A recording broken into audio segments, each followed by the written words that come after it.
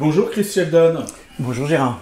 Chris Sheldon, vous publiez donc Deviens mon repère, recueil des textes, de chansons.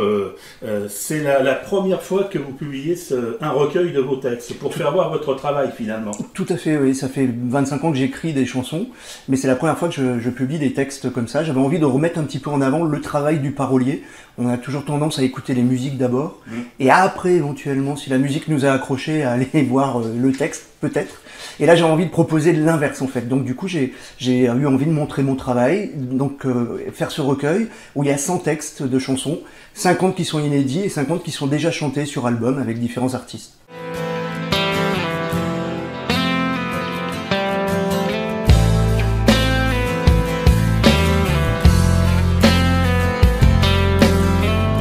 C'est le cœur de la nuit et je ne dors pas. Les heures dévorent ainsi un peu de moi. Je n'ai rien d'autre à tourner Que mon corps en désaccord et le fond de mes pensées. Alors parolier depuis de nombreuses années, mais on va y revenir. Il y a quelque chose qui frappe tout de suite sur la couverture, en dehors du fait que d'abord elle est très belle et puis elle est parlante pour un musicien, enfin pour un parolier, et une préface de Jean-Pierre Daroussin. Tout à fait. Je ne veux pas en dire plus parce qu'elle est vraiment magnifique. Comment ça s'est passé avec Daroussin ? Alors j'ai eu beaucoup de chance évidemment d'avoir Jean-Pierre qui accepte de faire cette préface. Je connais Jean-Pierre dans le milieu de la sphère privée et en fait je lui ai demandé simplement, je lui ai envoyé un SMS gentiment en lui demandant voilà je fais ce livre-là. Très rapidement il m'a répondu en me disant ok pas de problème, envoie-moi tout par mail. Voilà, j'ai eu beaucoup de chance, il m'a fait une très belle préface, comme vous le disiez, il a vraiment été lire vraiment tout le livre, il m'a d'ailleurs téléphoné pour s'excuser du temps qu'il prenait, mais il avait envie de vraiment rentrer dans les textes. Je sais que c'est un grand amoureux de la chanson française, c'est aussi pour ça que je lui ai demandé. Des grands textes évidemment, parce qu'il a joué des rôles pas possibles, c'est vraiment un comédien hors pair. Et là, qu'il me fasse des compliments sur mes textes et qu'il l'apprécie autant et qu'il accepte de faire la préface, c'était vraiment un grand honneur. Parolier depuis de nombreuses années, dans un répertoire assez varié, qui va de la chanson française, de la variété, du pop-rock, du musette, du jazz, du blues, enfin, quels ont été, j'allais dire, les inspirateurs Je me suis cherché, depuis tout petit, j'aime écrire, j'aime le français. C'était une des matières où j'étais bon à l'école. Pas du tout mathématiques, mais bien pour le français. Et en fait, je me suis cherché quand j'étais gamin. J'écrivais, je voulais écrire des romans, comme beaucoup de gens, mais c'était pas mon format. J'ai jamais fini quoi que ce soit. Et en fait, il fallait que je trouve mon bon format. Et avec la chanson, moi j'aime la musique, j'ai l'oreille musicale. Je suis pas un chanteur, je suis pas un musicien. D'avoir trouvé le bon format dans la chanson, dans le style d'écriture, où il faut dire beaucoup de choses en très peu de temps. Ça va très vite en texte, mais il faut dire beaucoup de choses, utiliser vraiment le français dans ce qu'il a de meilleur pour donner des images et traduire ce que la musique, moi, peut m'apporter en mots pour qu'il y ait un matching entre ce qu'on écoute et ce qu'on entend en texte. Demain, c'est un ailleurs qui nous attend. C'est du mystère qui prend son temps. Une porte ouverte en grand sur l'univers. Demain, c'est des promesses de liberté. Est-ce que tu as déjà une sorte de musique dans la tête quand... C'est très rigolo, c'est la question qu'on me pose le plus souvent, c'est justement qu'est-ce qu'on écrit d'abord, le texte ou la musique? Et en fait, ça dépend avec qui je travaille. Moi, je suis capable de faire les deux, à savoir d'écrire un texte sans musique, ou très souvent, et c'est ce qui se passe assez souvent, on m'envoie ce qu'on appelle un yaourt, donc la musique préformée, avec une mélodie qui existe que parce qu'on fait un la la la, par exemple. Et moi, je dois venir écrire dessus, donc il faut coller vraiment à l'intention de la musique. Ça, c'est le vrai travail du parolier, je trouve. Et c'est vrai que c'est une question qu'on me pose souvent, et j'ai essayé d'y répondre un peu avec le livre, où j'ai pris justement l'exemple en mettant sur tous les textes que j'ai écrits sur les musiques, il y a une petite astérix à côté du titre, pour pouvoir montrer justement si les gens ont envie, la curiosité de voir comment j'ai travaillé. Si je travaille avec un compositeur qui est comme moi capable de faire les deux, eh ben, je lui envoie des textes, il m'envoie une musique et ça fait deux chansons, on travaille chacun de son côté et ça avance beaucoup plus vite sur les projets, quoi. Et c'est facile d'avoir, je dirais, une palette aussi presque aussi large que vous avez. Au départ, c'était un petit peu difficile parce qu'il y a évidemment des musiques qu'on aime plus. Moi, je suis très pop-rock, par exemple, ou grande variété française, grande voix française. Et c'est vrai que quand je suis tombé... je prends l'exemple de Tom Matisse, qui est un artiste alsacien qui fait beaucoup de schlager. Et c'est de la musique allemande, on va dire, traditionnelle un peu. Donc on est plus dans quelque chose pour les fêtes de la bière, on est plus dans du musette allemand. Et c'est vrai que quand j'ai travaillé avec lui... Je venais de travailler sur un gros morceau très rock et je passe sur une marche avec de l'accordéon et tout. Il y a une marche justement, c'est assez. Mais moi, je le prends, au lieu de le prendre comme une contrainte, je le prends un peu comme un défi et toujours comme une expérience en tout cas, parce que c'est mon travail d'écrire des paroles, quelle que soit l'origine de la musique, quand il y a la qualité de la mélodie. Et du coup, si j'arrive à faire un texte qui plaît à l'artiste et qui me plaît à moi d'abord en priorité, voilà, j'ai gagné et ça me fait toujours travailler et toujours avancer, aller vers d'autres choses. Travailler sur du blues ou travailler, je travaille pour du hard rock, j'ai fait du reggae. Enfin voilà, il y a vraiment effectivement une palette assez étendue, ce qu'on a un peu tendance à oublier puisque et j'ai aussi travaillé pour des communautés musicales et ça c'est déjà souvent un peu plus visible alors que j'ai travaillé sur beaucoup d'autres choses quoi, bien sûr. Alors et uniquement en français. En français, oui, exclusivement. Je n'ai pas le talent d'écrire dans une autre langue. Malheureusement, je n'en parle pas beaucoup. Mais le français, je le maîtrise. J'ai cru voir qu'il y avait un titre notamment qui aurait pu être chanté par Hallyday. Tout à fait. Avait été proposé et puis finalement n'a pas été retenu. Mais il y a plein de gens comme ça. Il y a un autre titre qui a été repris par Jean-Luc Lahaye. Comment le parolier, c'est toujours un peu la question. On a une idée en tête et après, faut bien trouver un compositeur et un interprète.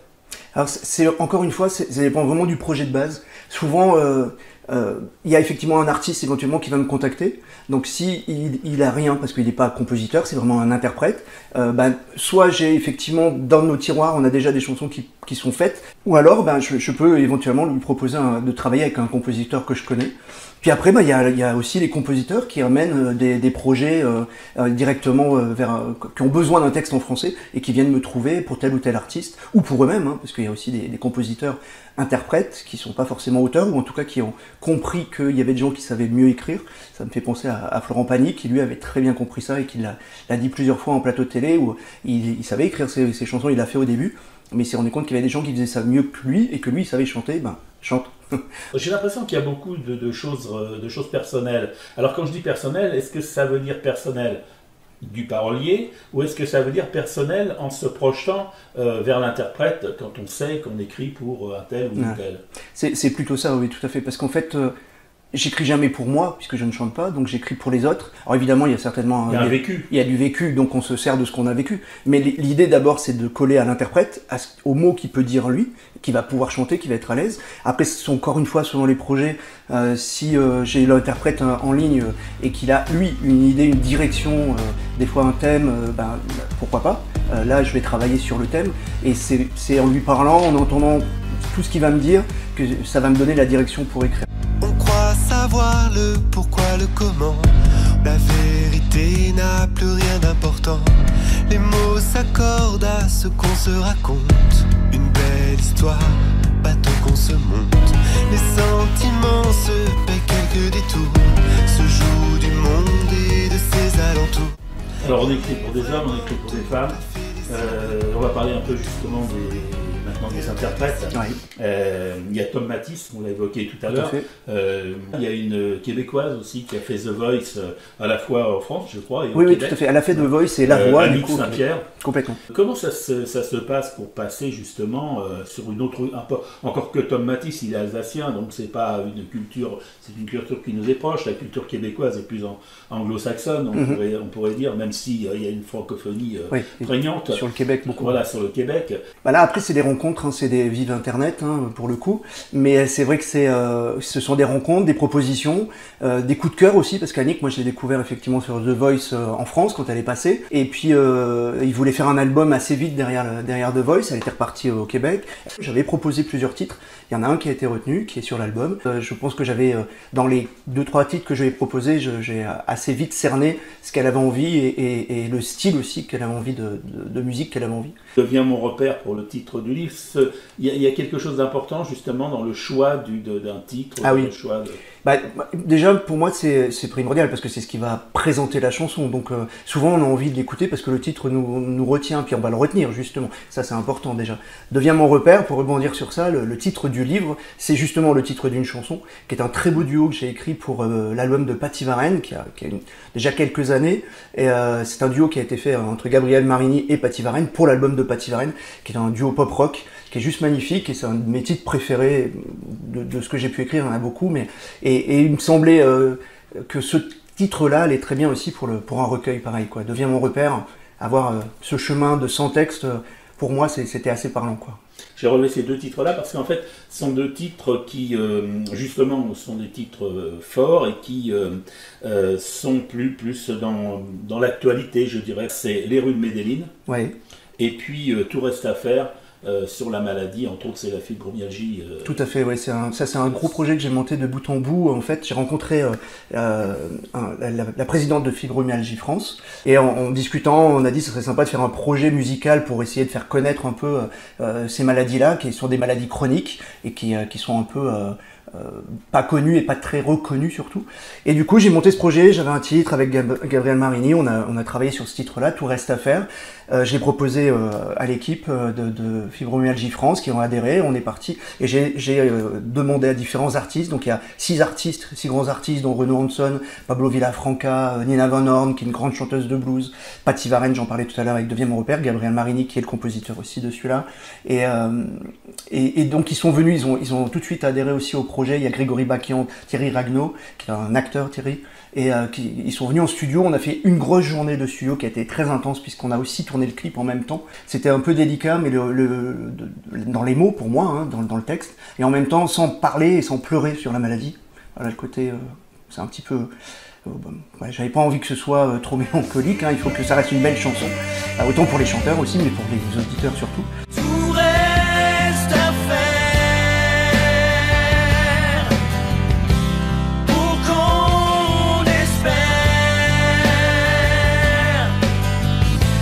vivre debout et les bras ouverts.